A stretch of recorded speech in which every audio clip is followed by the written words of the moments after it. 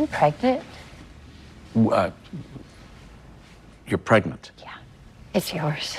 The Chicago Med Season 11 premiere, Archer is a daddy! Steven, what's your reaction to the big news? I still got it. Yeah. It's exciting. I think it's gonna give some of the fans what they want. It's gonna freak some of the fans out. Hannah's pregnant? Oh, no. I think also it's a smart approach for the show to take. I'm 64 years old. I fainted in surgery today because I literally couldn't take the heat.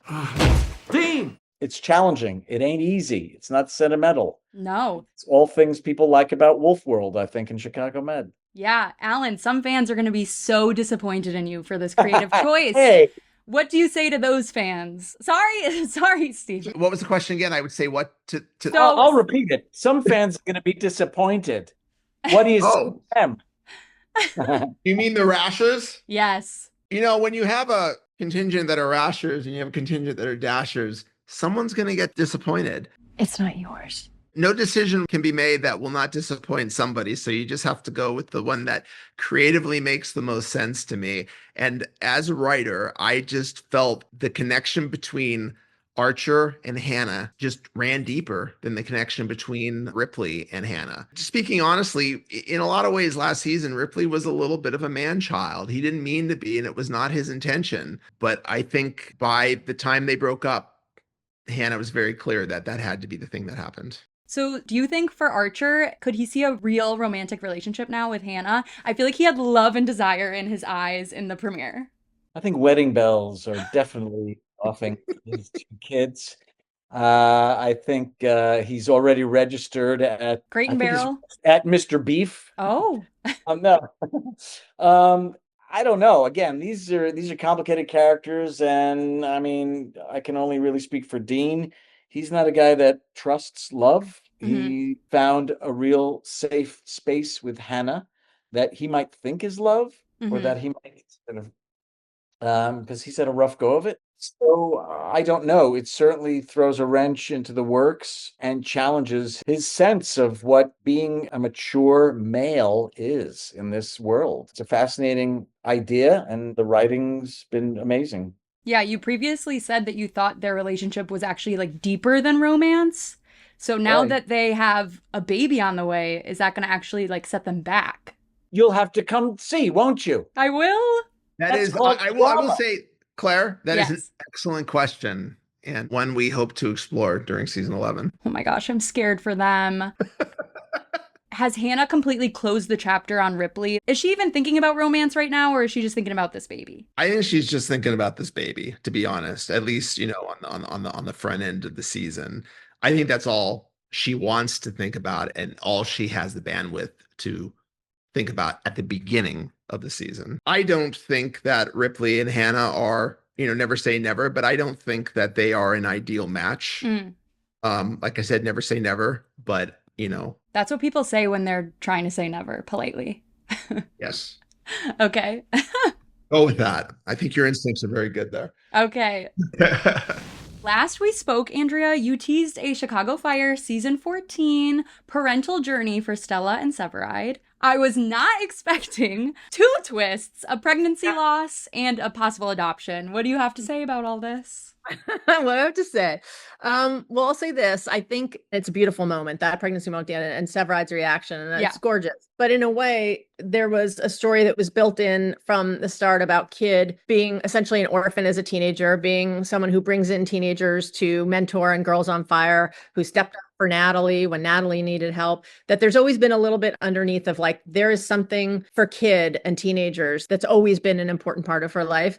And for Severide, he's always, you know, been, well, always for the past few years, been very focused on having a family and wanting that. So those two things coming together and kind of crashing up against each other was something that we wanted to play with and explore. And as soon as Kid, who has had so many hesitations about pregnancy and being a pregnant firefighter, got pregnant, and Severide was so happy and had that reaction that she was reacting to that too. But when we realize, and this is partly why we wanted to do this, when she realizes that she is not pregnant anymore, there is a measure of relief, I think, for her. And that creates all sorts of guilt. She feels relieved, but there's Severide who's crushed and he's trying to follow her lead. So it's very messy, obviously, at the beginning to try and get back on their feet and get that relationship back where it was. And the last thing they expect is for Scary Terry from the adoption agency to come rolling up the apron at the end there. So we've said before that planning a family is impossible. It's never going to go exactly as you plan. So we love the idea that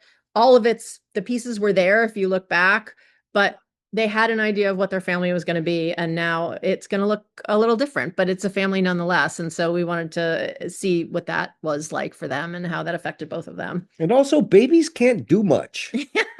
They can't do anything.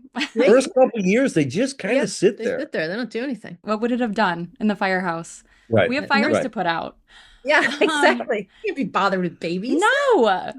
The sign says officers' quarters, and Mouch can't keep using the squad lunch table as his desk. So, Christian, the Chicago Fire season 14 premiere sees Herrmann and Mouch navigating the awkwardness of their new dynamic, but nothing really comes to a head yet. What can you tease about where that might be going? What's brewing beneath the surface? You see what the obstacles are to making this a smooth transition. And Herrmann has always been an extreme character and often kind of unreasonable and irrational. Hey, I am the model of professionalism.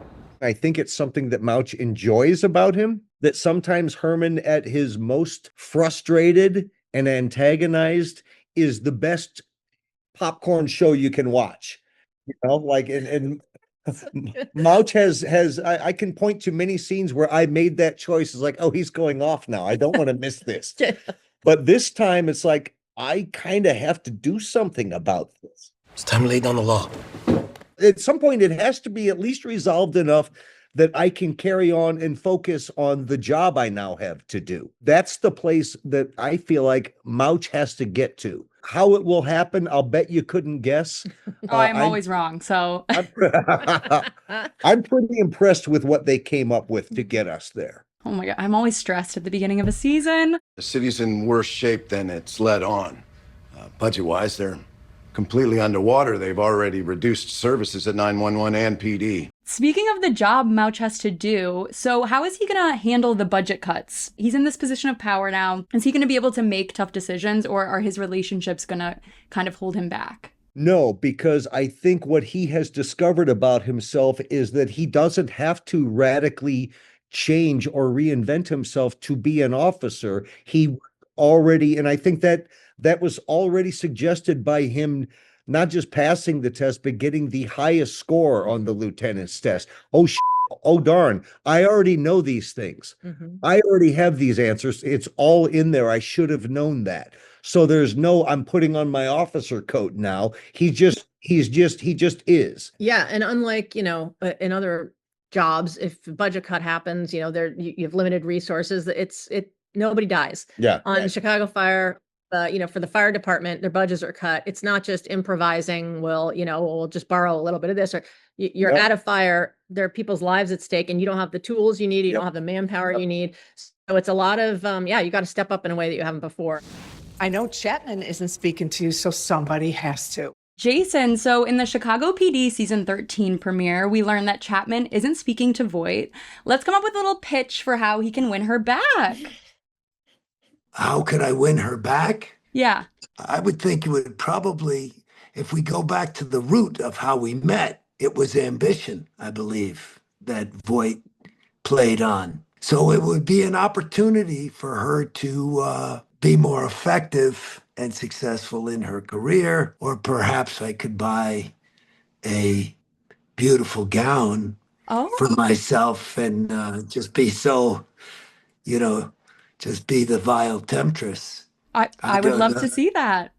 Yeah, it could be. We'll see how many seasons we get. Gwen, what do you think? How can these two repair their relationship? I think it would take a lot of work. She heard him, she listened, she heard him, and she, to me, is not somebody that will, chase after someone who's not in the same place as her. I think they had a really nice bond, and it was definitely the first time we saw Voight even contemplate it, a relationship that wasn't just a work relationship. It had slowly morphed. So I think there is a future of the two of them having some sort of relationship again. I don't think it's necessarily romantic at this time, but I do think that Voight would have to work hard for it, and I think it would be back at work. I think they would start back at work and they would, form that relationship first, and then we would see what happened. So you gonna tell me who you really are? Why that IED commander hates you so much? He likes me about as much as your boss likes you. Oh, well, at least mine's got a reason. I'm a pain in the ass. Voight and the new officer Imani, they look like they kind of share the same approach to the job, which is getting things done at all costs. Are they going to be a bad influence on each other? They're going to be a mirror for each other.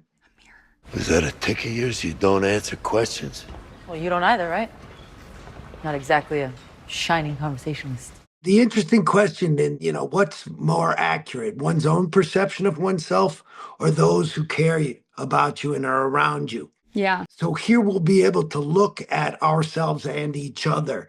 And I think that, I'm sure it'll be bumpy at times, but ultimately we will both have a much fuller understanding of ourselves and each other through each other. Will she be able to help repair the relationship between Chapman and Voight once she learns about that?